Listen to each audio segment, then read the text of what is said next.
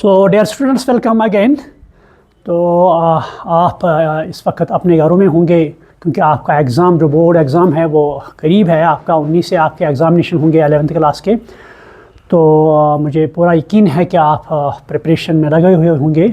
तो आपने बहुत सा सिलेबस कंप्लीट किया होगा। तो जैसा कि बहुत से स्टूडेंट्स आए मेरे पास, कुछ ऐसे जिन्होंने फ़ोन भी किया कि सर तो एक आइडिया आप दीजिए कि कौन से क्वेश्चंस जो है जो मोस्ट एक्सपेक्टेड है इस बाटनी में, 11th बाटनी में आ सकते हैं बोर्ड एग्ज़ाम में। तो इसी बारे में आज हम बात करेंगे आपके साथ। तो पहले ये मैं आपको बताऊंगा before we go through this topic, अपने अंदर आप एक कॉन्फिडेंस डेवलप कीजिए, क्योंकि कॉन्फिडेंस से आप बहुत कुछ कर सकते हैं। तो अपने अंदर वो प्रेशर आप मत डालिए, स्ट्रेस मत डालिए कि हम क्या करेंगे, अब एग्ज़ाम है। तो इससे क्या होगा, आपका टाइम जो है वो ज़ाया होगा और उससे आप प्रिपरेशन अच्छी तरह नहीं कर पाएंगे। कूल एंड काम में रहो, प्रिपरेशन अच्छी तरह करो, थारो रीडिंग करो, थारोली पढ़ लो। तो इस तरह आप स्कोर भी अच्छा मेंटेन कर पाएंगे और आप क्वेश्चन जो है अटेम्प्ट अच्छी तरह से कर सकते हैं। तो अगर आपको याद होगा, पहले मैंने बताया है कि आपको जो ये आपका इस साल ये एग्ज़ामिनेशन जो है, इसमें जो क्वेश्चन पैटर्न है, इसमें एक पैटर्न है कि आपके 1 मार्क्स के क्वेश्चन आएंगे, 2 मार्क्स के क्वेश्चन आएंगे, इसके बाद 3 मार्क्स के क्वेश्चन आएंगे, 4 मार्क्स और 5 मार्क्स के। ये मैंने डिटेल में बताया आपको कि कितने क्वेश्चंस आएंगे, क्योंकि जो आपकी बायोलॉजी है इसमें 70 मार्क्स आपके एग्ज़ाम में आएंगे, 70 मार्क्स का क्वेश्चन या पेपर। तो इसमें और एक खुशी की बात है आपके लिए कि इस साल बोर्ड ने आपके लिए 15% रिलैक्सेशन दी है आपके सिलेबस में। तो यू हैव ओनली प्रिपेयर 85%, तो 15% छूट है। तो that I have already discussed with you.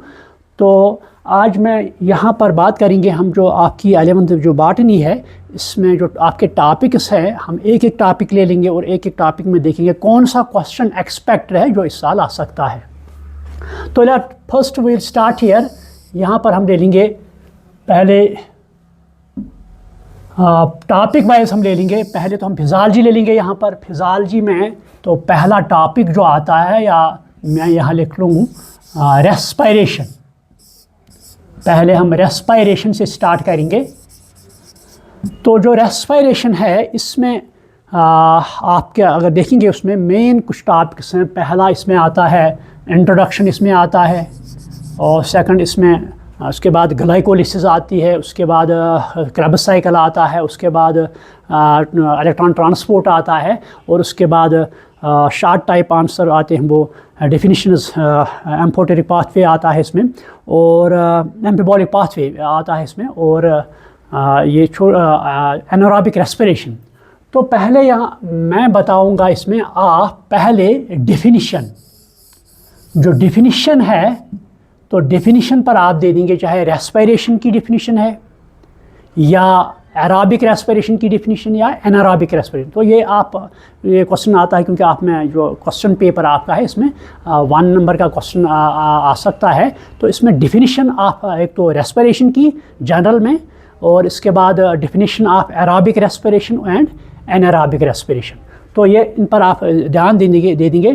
तो उसके बाद आप जो ग्लाइकोलिसिस आती है, ग्लाइकोलिसिस, तो go through glycolysis, it is expected इसमें आ सकता है। सो वो ग्राफिकल रिप्रेजेंटेशन जो इसमें 10 स्टेप्स हैं, तो उन पर ध्यान दो। ये और एक क्वेश्चन इसमें आ सकता है, और उसमें और एक क्वेश्चन जो शॉर्ट टाइप क्वेश्चन है इसमें आता है आपका, that is called as respiratory quotient. ये छोटा क्वेश्चन है इसमें, रेस्पिरेटरी कोशेंट, आर को यहाँ मैं लिखूँ तो इस पर आप थोड़ा सा स्ट्रेस दो, रेस्पिरेटरी कोशेंट। और एक इसमें आता है एम्फिबॉलिक पाथवे, एम्फिबॉलिक पाथवे, एम्फिबॉलिक पाथवे। ये और एक छोटा सा क्वेश्चन है, या तो 2 मार्क्स का होगा ये एम्फिबॉलिक पाथवे। ये इस पर आप ध्यान दो। पहले मैंने बताया डेफिनिशन ऑफ रेस्पिरेशन, उसके बाद एरोबिक रेस्पिरेशन, एनारोबिक रेस्पिरेशन की डेफिनेशन, और उसके बाद यहाँ पर ग्लाइकोलिसिस आप इसमें मेन कंसंट्रेशन दे दो उसमें। तो उसके बाद रेस्पिरेटरी कोशेंट, और एम्फिबोलिक पाथवे, इन पर आप ज़्यादा ध्यान दो तो ये एक्सपेक्टेड क्वेश्चन है, ये आ सकते हैं। और इसमें ऑब्जेक्टिव क्वेश्चन ये भी आ सकता है कि अगर हम एक ग्लूकोज मालिक्यूल ले लेंगे तो ग्लूकोज मालिक्यूल को ड्यूरिंग रेस्पिरेशन, कंप्लीट ऑक्सीडेशन जब होती है, उनमें से कितने एटीपी मालिक्यूल्स बनते हैं। तो वो आप इस पर ध्यान दे देंगे। आप जो ग्लूकोज मालिक्यूल है, कंप्लीट ड्यूरिंग कंप्लीट ऑक्सीडेशन और respiration, how many ATP molecules are formed, तो ये आप इस पर ध्यान दे देंगे। तो this is called as respiration. तो ये इस रेस्पिरेशन में आप थोड़ा सा कंसंट्रेट करेंगे अपने आप को इसमें। तो ये एक्सपेक्टेड क्वेश्चन है इस रेस्पिरेशन में। तो उसके बाद सेकंड टॉपिक जो आपका आता है, that is called as photosynthesis. तो सेकंड टॉपिक इसमें है फोटोसिंथेसिस। तो जो फोटोसिंथेसिस है, इसमें भी बहुत से टॉपिक्स, सब टॉपिक्स आते हैं। आपने जो इसमें पढ़ा, पहले मैं बताऊं तो पहले फोटोसिंथेसिस इसकी डिफिनीशन है, उसके बाद इसमें बहुत से एक्सपेरिमेंट्स आते हैं, और उसके बाद साइट ऑफ फोटोसिंथेसिस यानी क्लोरोप्लास्ट आता है, इसके बाद पिगमेंट सिस्टम्स आते हैं इसमें, उसके बाद मैकेनिज्म आता है इसमें, लाइट रिएक्शन और डार्क रिएक्शन, और फिर लाइट रिएक्शन में सब टॉपिक्स आते हैं। उसके बाद डार्क रिएक्शन, तो C3 साइकिल, C4 साइकिल, ये इसमें आते हैं मेनली। तो यहाँ पर अब हम देखेंगे पहले आप डिफिनीशन ऑफ फोटोसिंथेसिस, ये एक्सपेक्ट है, ये आ सकता है डिफिनीशन ऑफ फोटोसिंथेसिस। तो उसके बाद सेकंड टॉपिक है यहाँ पर साइट फॉर फोटोसिंथेसिस या साइट ऑफ फोटोसिंथेसिस। तो इसमें आप या जनरली हम कहेंगे क्लोरोप्लास्ट, यानी स्ट्रक्चर ऑफ क्लोरोप्लास्ट, ये आ सकता है, ये एक्सपेक्टेड है। या वहाँ तो क्वेश्चन आ सकता है या साइट फॉर फोटोसिंथेसिस, या क्वेश्चन आ सकता है वहाँ पर स्ट्रक्चर ऑफ फोटोसिंथेसिस, ये इसमें और एक एक्सपेक्टेड क्वेश्चन है। तो इसके बाद जो आपने लाइट रिएक्शन पढ़ी है, तो लाइट रिएक्शन में बहुत से टॉपिक्स आते हैं। एनर्जी ट्रांसफ़र आता है, उसमें फोटोलिसिस ऑफ वाटर इसमें आता है, इसमें नॉन साइक्लिक फोटोफॉस्फोराइलेशन आती है, इसमें साइक्लिक फोटोफॉस्फोराइलेशन आती है। तो इसमें मैं आपको पहले बताऊं डिफिनीशन ऑफ फोटोफॉस्फोराइलेशन, ये आप लिख लो, डिफिनीशन ऑफ फोटोफॉस्फोराइलेशन, ये आप लिख लो डिफिनीशन ऑफ, क्योंकि इसमें एक तो रेस्पिरेशन में भी फास्फोराइलेशन होती है, उसे हम ऑक्सीडेटिव फास्फोराइलेशन कहते हैं। तो यहाँ पर जब फोटोसिंथेसिस में फास्फोराइलेशन होती है, फॉर्मेशन ऑफ एटीपी, तो उसे हम फोटोफॉस्फोराइलेशन, ये इसकी डिफिनीशन आप लिख लीजिए, ये एक्सपेक्टेड है। तो उसके बाद आप यहाँ पर जो cyclic and non cyclic photophosphorylation, cyclic and non cyclic photophosphorylation, तो यहाँ पर आप लिख लीजिए नॉन साइक्लिक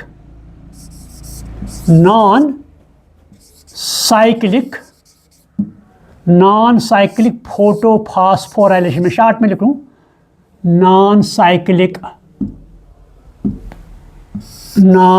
फोटोफॉस्फोराइलेशन, ए में शॉर्ट में लिखूँ नॉन साइक्लिक फोटोफॉस्फोराइलेशन, PPR।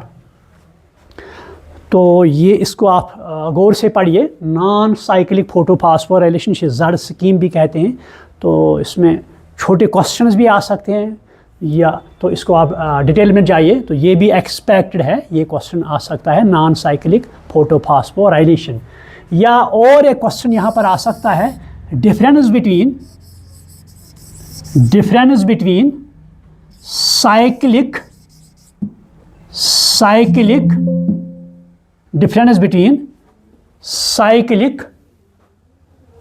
एक मिनट ये मिटाता हूँ मैं यहाँ पर,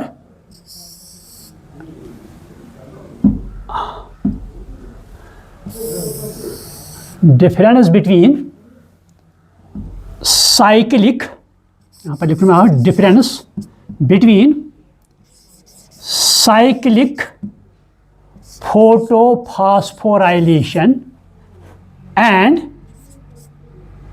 non cyclic photophosphorylation.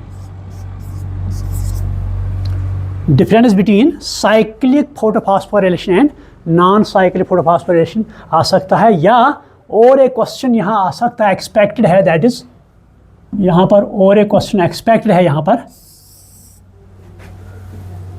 Difference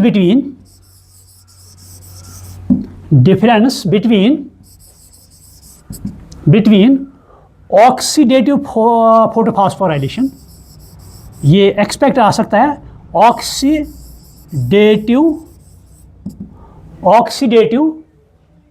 phosphorylation PR and photophosphorylation PR, या फिर तो एक्सपेक्ट है difference between oxidative phosphorylation and photophosphorylation, क्योंकि ऑक्सीडेटिव फास्फोराइलेशन ये माइटोकॉन्ड्रिया में होती है, और ये जो फोटोफॉस्फोराइलेशन ये प्रोसेस क्लोरोप्लास्ट में होते हैं। तो दिस इज एक्सपेक्टेड क्वेश्चन, ये आ सकता है एग्जाम में, तो you should go through this, ये एक्सपेक्ट है इसमें।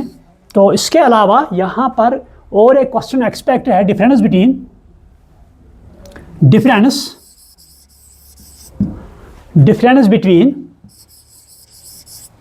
between C3 cycle and C4 cycle, ये एक्सपेक्ट क्वेश्चन है, difference between C3 cycle and C4 cycle.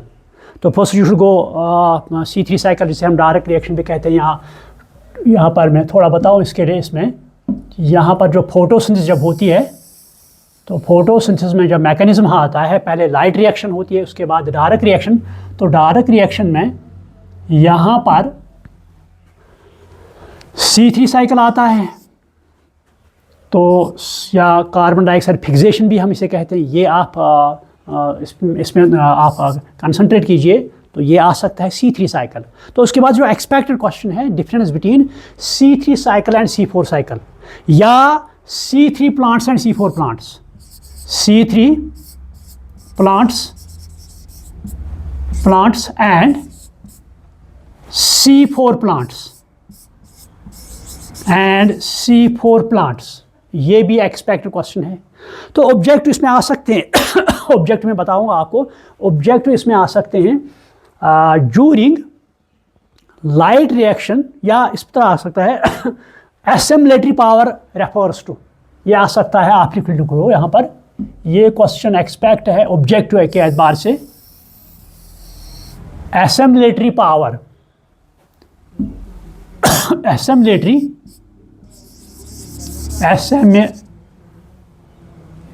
एक मिनट, यहाँ पर बोर्ड में थोड़ा प्रॉब्लम है लिखने में, एसेम्बलेटरी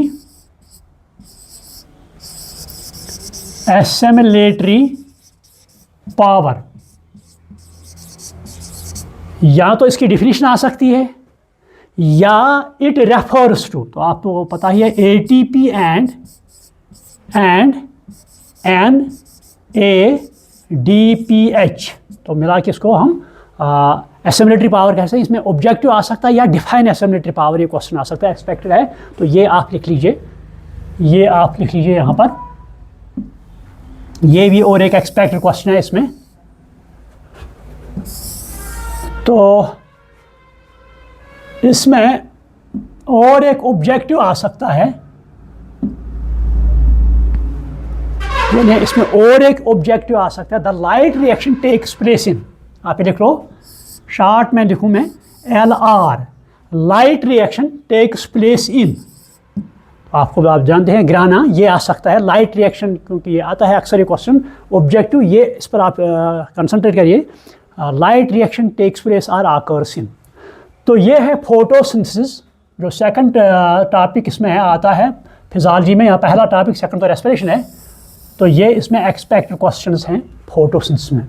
तो थर्ड टाइप ऑफ जो इसमें टॉपिक है, that is growth and development, जो थर्ड टॉपिक इस फिजियोलॉजी में आता है। तो इसमें जो एक्सपेक्टेड क्वेश्चंस हैं, आप ये लिखो, फर्स्ट क्वेश्चन इसमें आ सकता है, what are growth regulators, what are growth regulators, what are growth regulators and name them, उनका नाम बताना है। तो आप तो जानते हैं ऑक्सिनस है, gibberellin, cytokinin, ethylene, abscisic acid, 5 growth hormones जो प्लांट्स में होते हैं। तो ये क्वेश्चन पहला आ सकता है, what are growth regulators, what are growth hormones and name those hormones. तो उसमें जो इम्पॉर्टेंट है ऑक्सिन, इसके फंक्शंस, ऑक्सिन इसके फंक्शंस, और जिबरलिन, जिबरलिन का रोल, जिबरलिन का रोल ये इसमें एक्सपेक्टेड है एग्जाम में। तो और एक क्वेश्चन इसमें आ सकता है प्लास्टिसिटी, ये एक छोटा मोटा क्वेश्चन है, प्लास्टिसिटी, प्लास्टिसिटी यानी ये हो सकता है 1 नंबर या 2 नंबर का क्वेश्चन आ सकता है, डिफाइन प्लास्टिसिटी, ये आप नोट कीजिए, ये आ सकता है इसमें। तो ये आप एक्सपेक्टेड क्वेश्चन इस ग्रोथ एंड डेवलपमेंट है। दोस्तों दिस कॉल्ड एज फिजियोलॉजी। तो ये फिजियोलॉजी में, ये फिजियोलॉजी में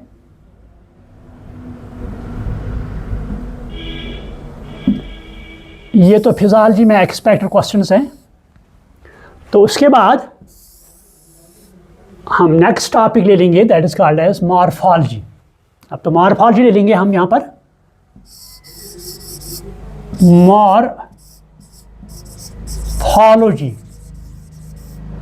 तो मॉर्फोलॉजी में आपने पढ़ा है, इसमें पहला रूट, यानी जो इसमें टॉपिक्स आपने पढ़े हैं, इसमें पहला पढ़ा root, root, second stem, third leaf, then flower, flower, उसके बाद इन्फ्लोरेसेंस, ये इसमें पढ़ा आपने। और उसके बाद फ्रूट आता है, फ्रूट आता है, उसके बाद सीड। सो ये टॉपिक्स इसमें आते हैं मॉर्फोलॉजी में।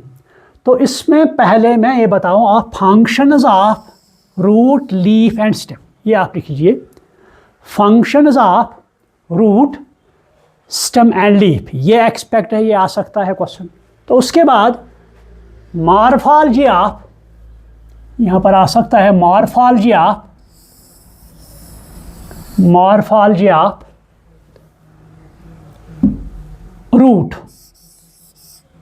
तो आप रूट पर कंसंट्रेट कीजिए, रूट की जो मॉर्फोलॉजी है या रूट का एक्सटर्नल स्ट्रक्चर जो है, तो ये इसमें आ सकता है। या इसमें वो जोन्स जो हैं, आप डिटेल में जाए, इसमें इसमें डिफरेंट टाइप्स ऑफ जोन्स होते हैं, उसमें रूट हेयर्स, तो रूट हेयर पर ऑब्जेक्टिव भी आ सकता है इसमें।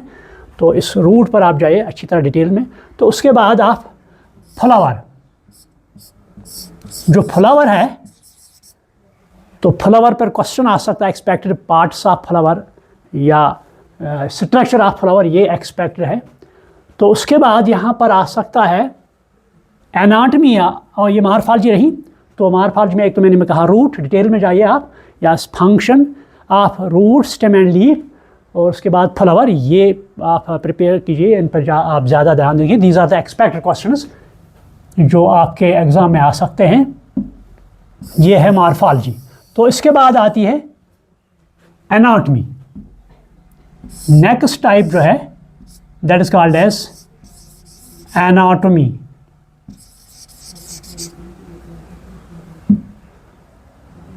इसके बाद आता है that is called as anatomy.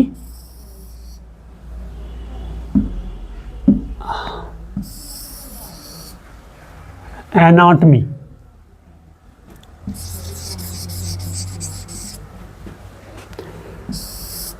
तो एनाटॉमी में जो भी टॉपिक्स हैं दैट इज नंबर 1, वहाँ पर भी है ये रूट है, एनाटॉमी ऑफ रूट।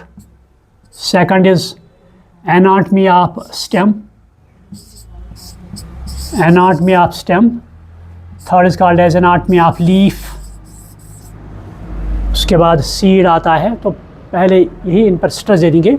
तो यहाँ पर आप लिख लीजिए क्वेश्चन एक्सपेक्ट जो है difference between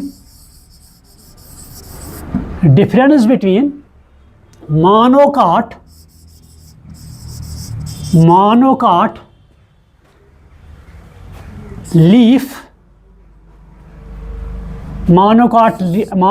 leaf and dicot leaf, यानी जो एनाटमी ऑफ डाइकाट लीफ है, एनाटमी ऑफ मोनोकाट लीफ है, इनमें डिफरेंस ये एक्सपेक्ट है आ सकता है क्वेश्चन। तो गो थारो दिस। और एक क्वेश्चन इसमें जो स्टेम है, तो स्टेम में आप था ये भी पढ़िए, कंसंट्रेट कीजिए। तो ये भी एक्सपेक्टेड क्वेश्चन है इसमें। तो पहले मैंने बताया difference between monocot leaf and dicot leaf, इनकी एनाटमी जो है इसमें कंपैरिजन आ सकता है। और ये स्टेम जो है, स्टेम में डिटेल आ सकता है इसमें। तो और एक ऑब्जेक्टिव इसमें आ सकते हैं वेस्कुलर टिश्यू के बारे में। वेस्कुलर टिश्यू जो है इसमें, या वेस्कुलर बंडल मैं कहूँ, वेस्कुलर बंडल, इसमें ऑब्जेक्टिव आता है the open vascular bundle is found in, या the closed vascular bundle is found in. ये एक्सपेक्ट क्वेश्चन इसमें आप लिख लो। ओपन, ये आप लिख लो यहाँ पर, open vascular bundle is present in are found in either monocot और डाइकाट, या closed vascular bundle is found इन। तो ये ऑब्जेक्ट इसमें आ सकता है इसमें। तो ये है एनाटमी, इसमें ये एक्सपेक्ट क्वेश्चंस हैं। तो उसके बाद यहाँ पर लोअर बॉटनी है क्लासिफिकेशन। तो क्लासिफिकेशन में जो एक्सपेक्टेड क्वेश्चंस हैं, नंबर 1 यहाँ पर आ सकता है नॉमेनक्लेचर।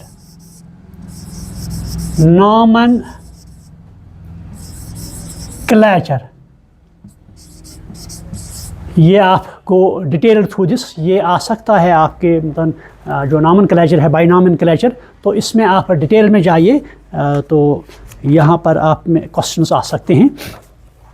तो उसके बाद नेक्स्ट इसमें आ सकता है किंगडम या किंगडम सिस्टम ऑफ क्लासिफिकेशन। इसमें आप 5 किंगडम आप लिख लीजिए, 5 किंगडम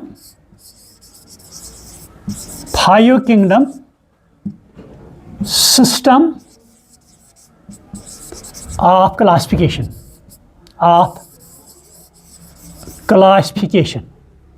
यानी पहला मैंने बताया, पहला क्वेश्चन जो है nomenclature, go through nomenclature. Second is 5 kingdom system of classification.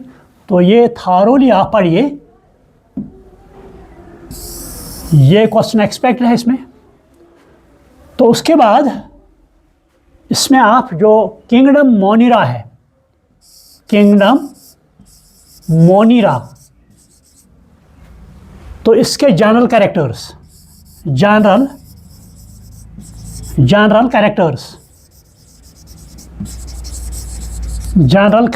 आ सकते हैं इसमें। एक्सपेक्ट है कि जनरल कैरेक्टर्स ऑफ किंगडम मोनिरा। तो इसमें और ध्यान दीजिए blue green algae, blue green algae,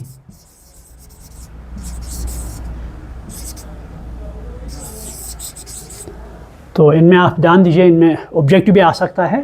first general characters of kingdom Monera, उसके बाद इसी में आता है blue green algae. So go through blue green algae. और इसमें इसके बाद एक्सपेक्टेड क्वेश्चन इसमें है, इसके बाद आता है kingdom protista,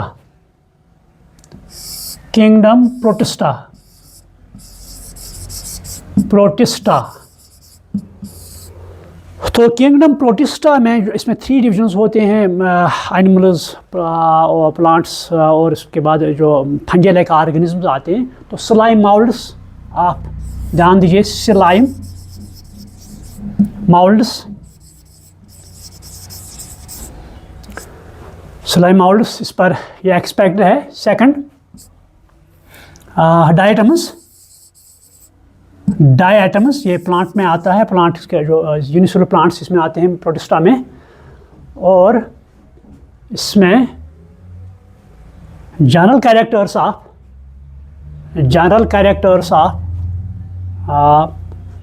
protozoan protists, protozoan protists, तो ये आ सकता है इसमें एक्सपेक्टेड। तो उसके बाद आता है किंगडम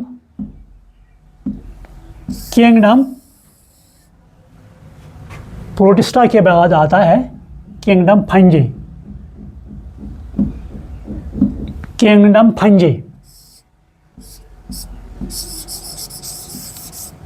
फंजे जो है, इसमें आप जनरल कैरेक्टर्स प्रिपेयर कीजिए, general characters of kingdom fungi.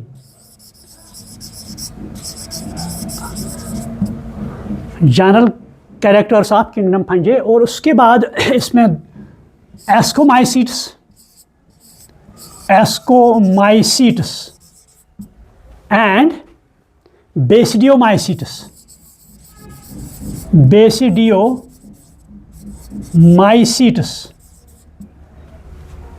इन पर भी आप कंसर्न ये एक्सपेक्ट है। पहले जनरल कैरेक्टर्स ऑफ किंगडम फंजे, उसके बाद एस्कोमाइसीट्स, इसमें डिवीजन आता है इसमें, एस्कोमाइसीट्स या इनको सैक फंजे भी कहते हैं। उसके बाद बेसिडियोमाइसीट्स, इनके जनरल कैरेक्टर्स, इस पर आप ध्यान दीजिए।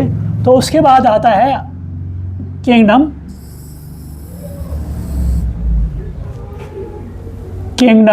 प्लांटी।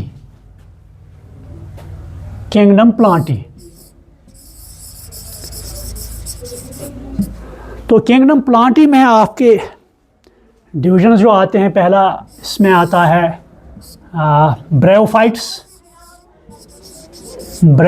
आते हैं, इसके बाद टेरिडोफाइट्स आते हैं, उसके बाद जिम्नोस्पर्म्स आते हैं, उसके बाद एंजियोस्पर्म्स आते हैं, और first is algae. So go through this algae, general characters of algae and their uses. आप यहाँ पर ध्यान दीजिए, जो एल्गी है, तो एल्गी के जनरल कैरेक्टर्स आप मैं शार्ट लिखूँ, general characters,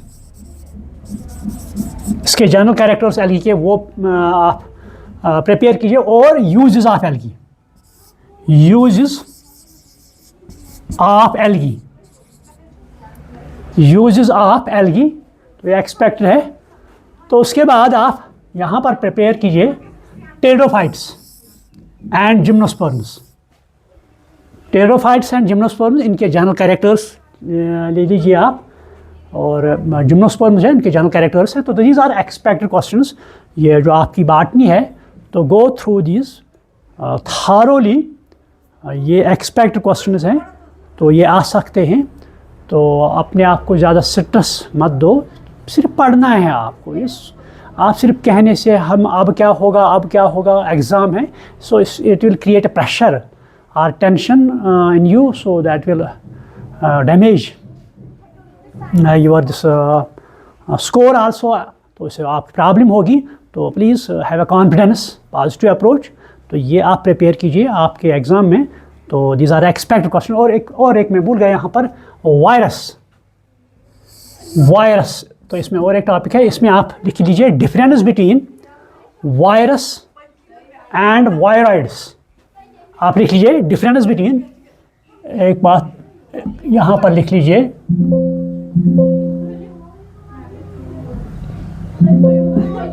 difference between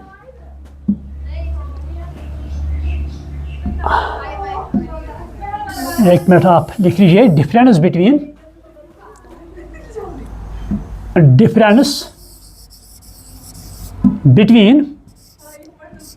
virus and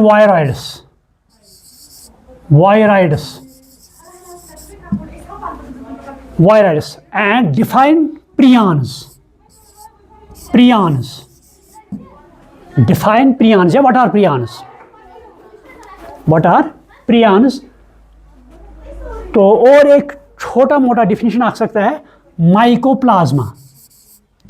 mycoplasma यानी एक तो मैंने कहा difference between virus and viroids, then define or what are prions, उसके बाद माइकोप्लाज्मा. तो इसमें एक एक नंबर का क्वेश्चन आ सकता है. So these are the expected questions, ये आपके बोर्ड एग्जाम में आ सकते हैं. So prepare these. तो और एक बात मैं ये कहूँ कि जो आपका 11th का एग्ज़ाम है इसमें मार्क्स जो है ये काउंट नहीं होते, मार्क्स पर ध्यान नहीं दो. तो you have to only pass this. तो उसके बाद जब आप एग्ज़ाम क्लियर करेंगे तो एग्ज़ाम क्लियर करने के बाद आप फिर से ये 11th क्लास का जो सिलेबस है आपका रहा है, या आप कुछ कोई टॉपिक समझ नहीं पाए तो उसको नए सिरे से पढ़ लो, क्योंकि कल जो आपका नीट का एग्ज़ाम है या बाकी कम्पिटिटिव एग्ज़ाम है उसमें इसमें से बहुत से क्वेश्चंस आते हैं. तो ये बच्चे भूल जाते हैं 11th का. फिर उस 11th को जब तक आप मतलब गैप है, मतलब आप 11th का एग्ज़ाम आपने आज मान लो क्लियर किया या आप दे दिया, तो आज से ही जो मान लो 1 मंथ या 1.5 मंथ ले लो. इस 1.5 मंथ में आप ये 11th का सिलेबस जो है फिर से इसको रिवाइज़ कर लो. जो भी इसमें टॉपिक्स आपने पढ़े नहीं हैं या आप रह गए हैं या आप अंडरस्टैंड नहीं कर पाए तो उनको फिर से रिवाइज़ कर लो. तो ये it will make a continuity. तो ये connection link, it will make a link between 11th and 12th. उसके बाद आप 12th का सिलेबस स्टार्ट कर लो. तो wish you all the best. आप एग्ज़ाम में अच्छी तरह परफॉर्म कर पाएँ, ये हमारी दुआएं हैं आपके साथ. तो फिर से मैं ये कहूँ कि have a confidence and positive approach. Don't go in towards this stress and negative aspects, negative approach. So उससे कुछ नहीं हो सकता, बल्कि आपका टाइम जो है वो ज़ाया हो सकता है. So with this I should stop over here. So wish you all the best. Thank you very much.